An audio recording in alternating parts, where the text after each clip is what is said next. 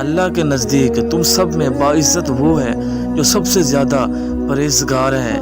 کیا یہ سزا نہیں کہ سب کچھ ہونے کے باوجود سجدے کی توفیق نہ ہو؟ موت تو آنی ہی ہے، اے اللہ کیوں نہ سجدے میں ہی آ جائے۔ خوبصورت مقامات دیکھنے کا شوق ہے تو کثرت سے عبادت کیا کرو، کیونکہ جنت بے حد خوبصورت ہے۔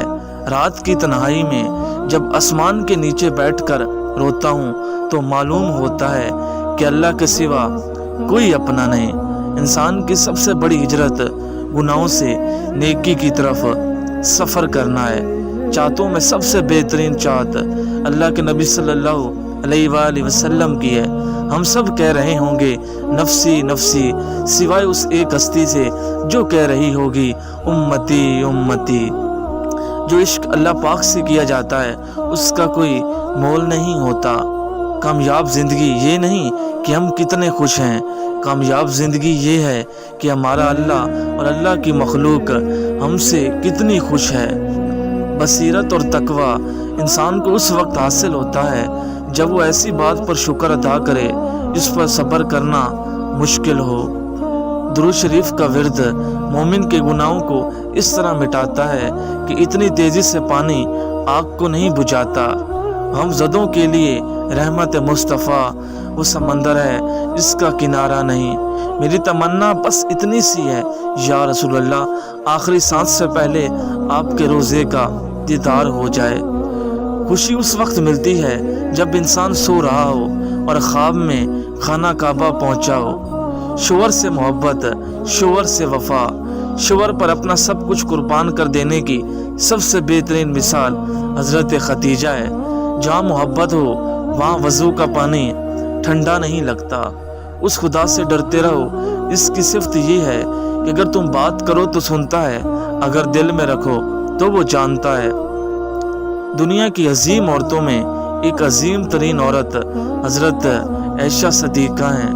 جن لوگوں کے حصے میں رب آ جائے انہیں دنیا اور لوگوں سے کوئی شکوہ نہیں رہتا۔ کون کہتا ہے خدا نظر نہیں آتا؟ وہی تو نظر آتا ہے جب کچھ نظر نہیں آتا۔ جسم سے روح تو نکل سکتی ہے لیکن دل سے مدینے والے کی یاد نہیں نکل سکتی۔ حج مہنگا ہو گیا لیکن ماں کے چہرے کی زیارت جو حج کرنے کے برابر ہے بالکل فری ہے۔ اذان سے پیاری دعوت اور کوئی نہیں۔ بہترین صبح وہی ہے جو اللہ کے ذکر سے شروع کی جائے۔ اگر داڑھی خوبصورتی میں رکاوٹ ہوتی تو اللہ اپنے پیارے محبوب صلی اللہ علیہ وآلہ وسلم پر اسے کبھی نہ سجاتا۔ عطر اپنی جگہ، پھول اپنی جگہ، تو محمد کے پسینے سے واقف نہیں۔ تمام رشتوں میں سب سے کمزور رشتہ آپ کے جسم اور روح کا ہے۔ نہ جانے کس وقت کہاں ٹوٹ جائے۔ تہلکہ مچا دیتی ہیں عرش آسمانی میں محبت جب جوانی میں خدا کا نام لیتی ہے۔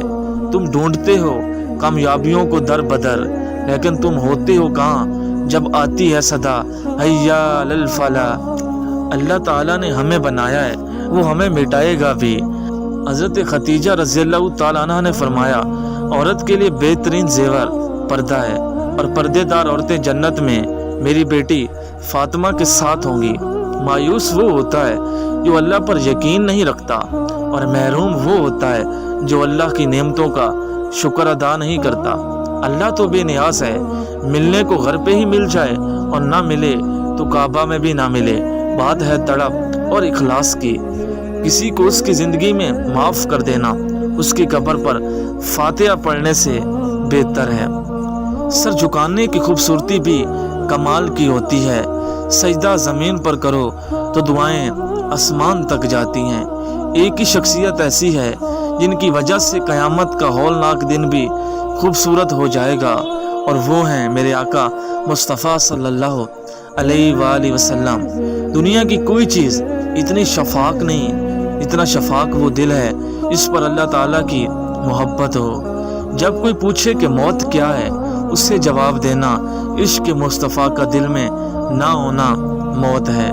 ہر حال میں الحمدللہ کہا کرو، کیونکہ الحمدللہ میں صبر آتا ہے اور شکر بھی آتا ہے۔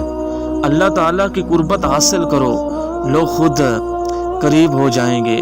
قربان اس محبت کے اس کے آخری الفاظ تھے، میری امت، میری امت، میری امت۔ آقا کریم صلی اللہ علیہ وآلہ وسلم اپنی امت کے لیے غاروں میں رو رو کر دعا کرتے تھے۔ آج امتی پوچھتا ہے، جشن ولادت منانا کہاں لکھا ہے؟ پوچھا گیا جنت کے بارے میں کچھ ایسا بتائیں کہ شوق پیدا ہو جائے۔ فرمایا گیا وہاں پر محمد ہوں گے۔ سب سے میٹھا وقت جب بندہ اپنے اللہ پاک سے باتیں کرتا ہے اور اس کی لمحے کی مٹھاس ساری زندگی زبان پر رہتی ہے۔ میں اپنے مقدر پر قربان کیوں نہ جاؤں؟ مجھے وہ نبی ملا جو نبیوں کا بھی نبی ہے، صلی اللہ علیہ وآلہ وسلم۔ زندگی میں ہم کتنے صحیح ہیں اور کتنے غلط ہیں، یہ صرف اللہ ہی جانتا ہے۔ میری تھکن ساری دنیا، میرا سکون صرف ذکر الہی۔ ہزاروں سوچیں الجھاتی ہیں مجھے، مگر ایک سجدہ سلجھا دیتا ہے۔ حضرت علی رضی اللہ تعالی عنہ نے فرمایا، جو شخص سجدوں میں روتا ہے اس سے تقدیر پر رونا نہیں پڑتا۔ توبہ کے لیے کانوں کو ہاتھ لگانا ضروری نہیں، بلکہ گناہوں کو ہاتھ لگانا ضروری ہے۔ اٹھ جاتا ہے جدائی کا پردہ نماز میں، اللہ سے ملتا ہے بندہ نماز میں۔ اپنی پیشانی کو سجدوں سے محروم نہ رکھ، اے مسلمان، بڑی قیمت چکائی ہے اس کی حسین ابن علی نے۔ حضرت علی نے فرمایا، اگرچہ میری زندگی میں دکھ نہ ہوتے تو میں اپنے رب کے ساتھ دعا کا رشتہ کیسے نبھاتا۔ کتنا اچھا لگتا ہے فجر کے وقت اللہ سے دل کی باتیں کرنا۔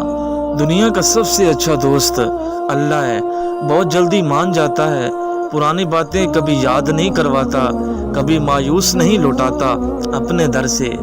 فرش والے لاکھ کہیں کہ یہ ممکن نہیں، مگر اس کے کن پہ میں نے تقدیریں بدلتی دیکھی ہیں۔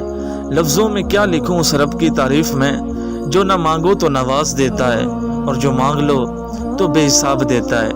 قرآن پاک وہ روشن کتاب ہے جو پڑھنے والوں کو اندھیروں سے روشنیوں کی طرف لاتی ہے۔ سکون اگر دولت میں ہوتا تو سکون کبھی سجدے میں حاصل نہ ہوتا۔